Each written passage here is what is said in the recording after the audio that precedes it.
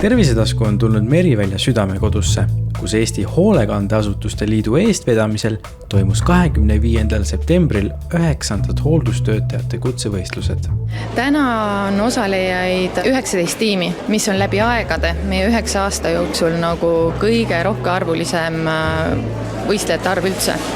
Et meil on hea meel, et me oleme saavutanud sellise taseme, kus meie võistlus on läinud väga hinde ja inimesed julgevad tulla näitama oma töövõtteid. Et tänased võistlusülesanded ka peamiselt ju kätkesid meie meeskonnatööoskusel, meie praktilistel oskustel. Kui on võistlusmomenti juures, siis tekib ärevust ja eksimise kartust, et võib isegi öelda, et kui täna tuleb inimene võistlema, siis ta näitab enda kõige paremat vormi.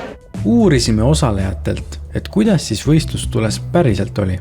Võistlusülesanne oli hästi sõnastatud, väga mõnus oli lahendada, kui sul on antud andmed niimoodi, et sa saad lahendada selle ülesande ära täiuslikult oma oskuste baasil. Ja tunne on hea, võistlus läks hästi, kui vigu ei tee, siis ei ole ka inimene, ikka mõni viga tuli sisse. Et kui meil enne visati nalja, et kes ei tee vigu ei tee see, kes ei tee midagi. Et meil ka mõni viga tuli sisse, on ju, jaa. Selle aasta kutsevõistluse võit läks Koeru hooldekeskuse meeskonnale, Merlele ja Maretile, kes olid juba enne võistlust otsustanud anda endast parima ja sihtida võitu. Selles mõttes, et nüüd on nagu pigem see väike ärevus, aga ütleme enne võistlustele tulekut, siis ma olin suhteliselt rahulik. Et kindla eesmärgiga, nagu ma enne juba mainisin, tulin võitma. Et midagi keerulist ei olnud küll selles, et pigem oleks nüüd olla, et miks olla raskem ülesanne. Ent võistlust ei saa pidada ilma kohtuniketa. Seetõttu uurisimegi, kuidas võit tuli. No nii nagu ikka tuleb, kes on parem, see võidab.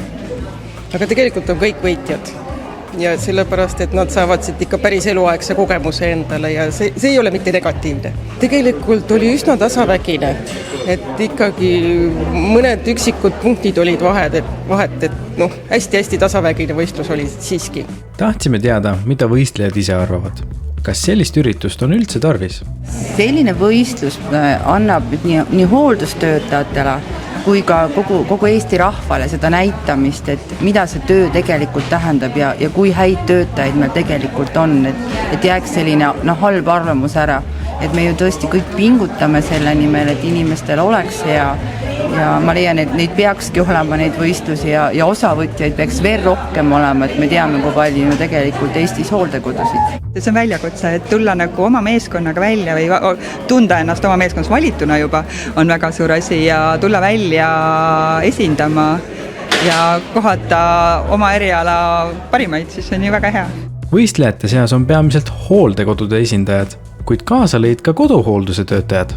Täna osales siin 19 võistkonda ja Estkeril oli au olla ainukene võistkond, kes siis esindas koduhooldust. Ja see on nii südamesse pugev, et me saime võib-olla seda koduhooldust natukene rohkem tuua välja ja näidata, kui oluline see on. Igas kodus on oma reeglid, et kõik on hästi individuaalne, enamasti me töötajad toimetavad üksinda seal. Nad peavad leidma väga leidlikke lahendusi ja nad said täna väga hästi hakkama. Tegelikult tahaks alati kõiki saata, aga jah, täna mängis geograafiline asukoht. Kuna oli Tallinna külje all, siis valisime meie Tallinna töötajate seast välja.